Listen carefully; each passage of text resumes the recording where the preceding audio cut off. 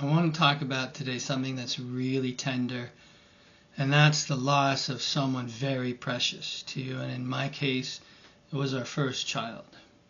And if this is something that you've lived through, I want you to hear this from me first. There is no timeline for grieving. There is no one way. There is no right way to grieve, no matter what any of the professionals say or what any of the books say. Your journey through grief is your own personal experience. And you don't really ever get over the loss, but you learn how to live while carrying it. And whatever you're feeling right now, whatever emotion you're feeling, I felt a lot of anger and sadness, and I was really numb, and there was guilt. No matter what it is you're feeling, you're not broken, and there's nothing wrong with you. It's just completely natural for us as humans to feel all these different things after a tragedy. So I want to share the few things that I've learned that have helped me. And one of them is forgiveness. And I tell you, the first thing I had to forgive was myself, because I wondered, was there anything I could have done differently? But I was just a young guy. My wife and I, were just excited, and we did everything, the right way. We did everything we could, and sometimes things just happen. I just had to forgive myself. I had to forgive the doctors, because when she was born, they noticed a difference in her breathing, and they sent her to a specialized hospital. And I remember we went there, and they said there was a procedure they could do when she got stronger, but she didn't get stronger. She just got weaker until she passed. And I was angry at them for a long time because they didn't do it. But I realized that they were doing the best that they could. They were doing the best that they knew how. And so I had to forgive them, not for them, but for me, so I could let go of that anger, so that I could move on, so that I could move forward. The next thing that I had to do was I had to realize what was locked inside of me, because I held anger and sadness like inside me for years, and it actually caused me to be depressed, and my health crashed because I wasn't taking great care of myself, and I pulled away from society. I kind of lay in my bed a lot, and I realized after I started studying traditional Chinese medicine that I had to let go of these emotions I had locked inside of me, because in traditional Chinese medicine, holding on to these things is a big cause of disease. So I had to let go of the anger. I had to let go of the sadness. And I mean, it's not going to happen overnight. Forgiveness was a part of it. But also for me, the realization that it changed the way I held my physical body. I was very tense all the time. That's what anger will do.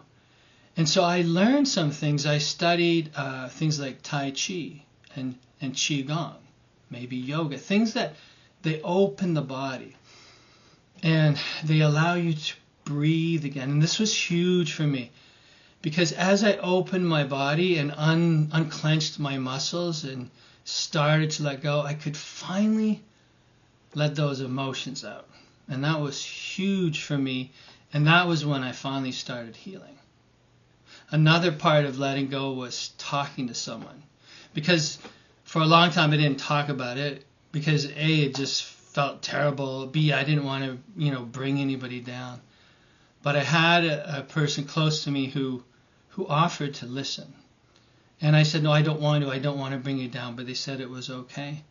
And I did, and I cried a lot. And I released a lot. But it felt so good. And it was hard to get used to doing it. But it's become more freeing. And so me making this video is part of me releasing and sharing, and the hope that it gives you permission to let go of whatever's holding you down right now. Another thing is, I had to learn that it was okay for me to live again. That it was okay for me to be happy, for me to feel joy. I didn't think that I should, that it was appropriate. You know, when I lost my dad, I remember I was in a swimming pool and I was thinking, how can I be swimming and having a happy time when my dad just passed? And I thought about it. My dad would want me to be happy. He would want me to keep living. And I'm sure that my daughter would want that too. We have to live. You have to live. There's nothing we can do about the past. We can honor them. We can cherish them. You know, but we still have to keep living.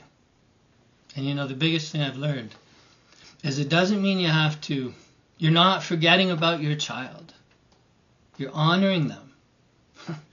You're honoring them. I remember that I was watching a movie once, this action movie, helicopter chases, and she visited me during the movie. And she was 9 years old and on a swing set, wearing a white dress and swinging back and forth, and she was just saying she was okay. And so at times she's visited me. Has her spirit really visited me? Is it just a memory? I don't know. It doesn't really matter, because when I'm there in that moment, it is her. And she's just saying she's okay, and that it's okay to live. And she tells me that she's looking after her 2 younger sisters. And it's beautiful. It's beautiful.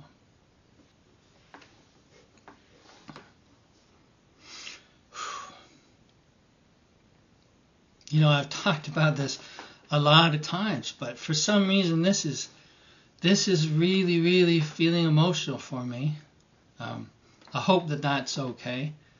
And feel free, if you have any questions or anything, feel free to reach out to me. You know, for me, it's been over 30 years since she passed, but she's still in my mind, and she helped change my life, and, you know, I'm really grateful to her for the role that she's played in my life. So I have a community I built online about our healing journeys. I'll drop a link, and it's free. If you want to join, you can reach me in there. I'm gonna disconnect for now. All right?